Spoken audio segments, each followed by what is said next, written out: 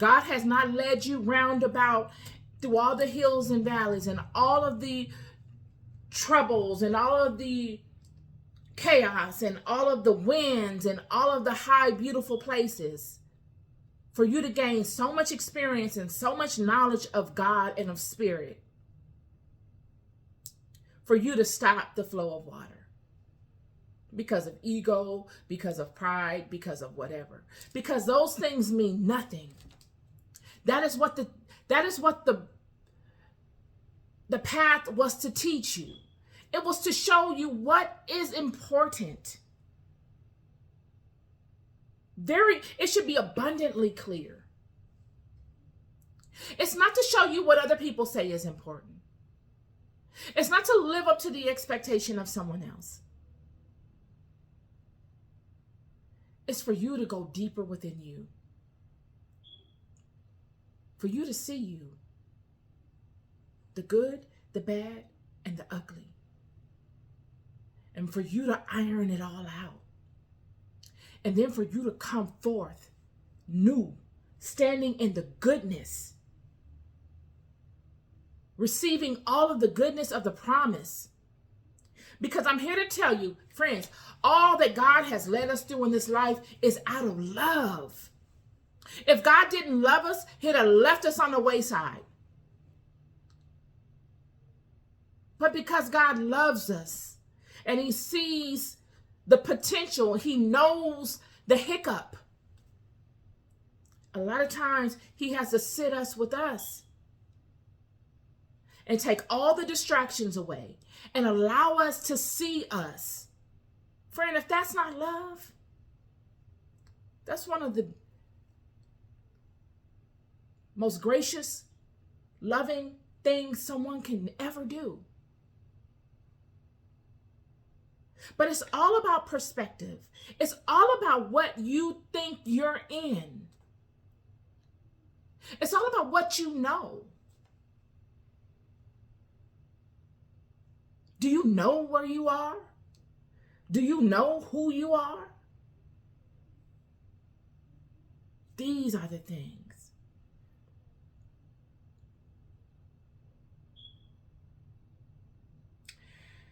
Book of Isaiah, chapter 54,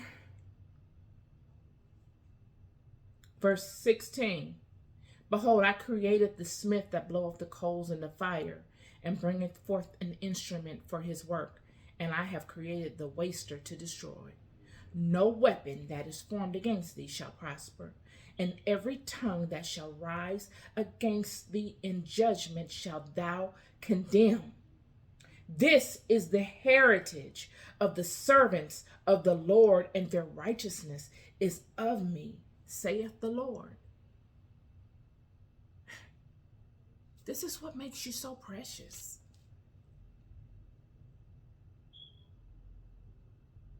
You are of a mighty heritage.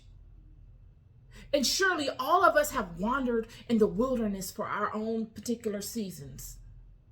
But there is a time where God will put a hook in you and will turn you, as I said yesterday or the day before on my podcast speaking on Cush, and will lead you back to what matters. All the pain, all the trauma of those environments, all the pain of your walk throughout the environments that you decided to walk through, turns you. Because this is what you were from the beginning. But as with most things in life, we change to fit into particular environments. And some things you see and you go through in life, you can't unsee. They change you. Willingly or unwillingly, they take things from you. And what they take from you, if you are not premeditative and if you are not grounded and if you don't have people around you that truly love you and that truly will speak truth to you, what will be put in their place will alter you. It will make you bow to it. And it will lead you on another path.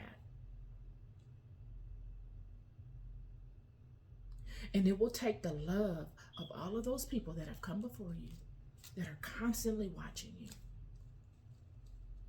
It will take the love of your Creator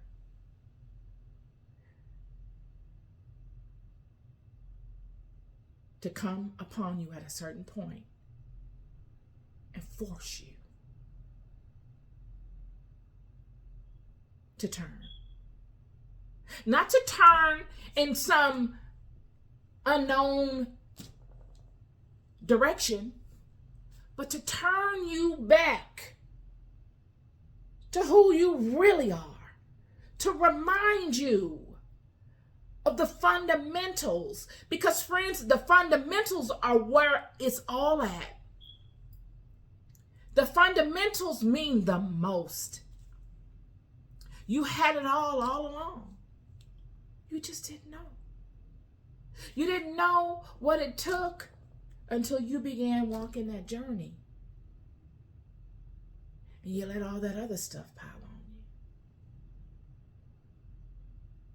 you. And after it piles on you for so long, you forget. And this is why the turning is so necessary. And this is why I come before you every week honoring my obligation, not to you, even though I do it out of love for you, because I do immensely love you. But I honor my obligation to God. And just speaking my truths, the things that I have found so valuable in my life, to you, in the hope that you grasp it also.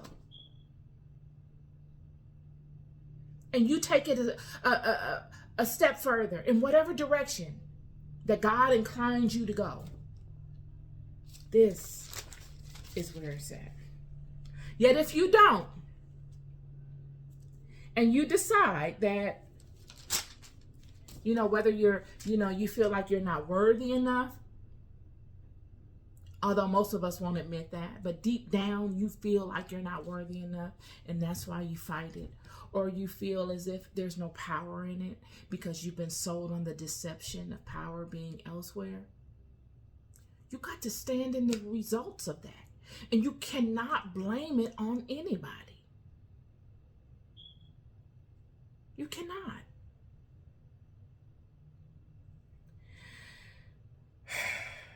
This is my